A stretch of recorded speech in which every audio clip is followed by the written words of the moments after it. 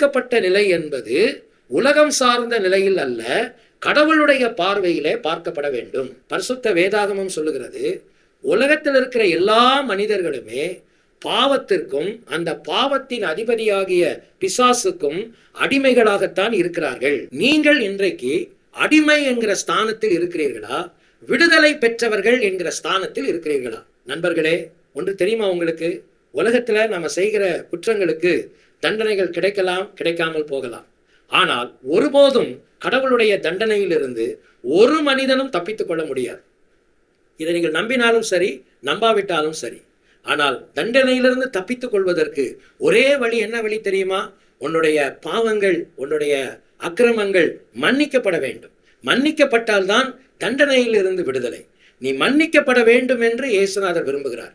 அதனாலதான் அவர் உலகத்துல வந்து எல்லா மனிதருக்காகவும் தன்னுடைய உயிரை கொடுத்தார்.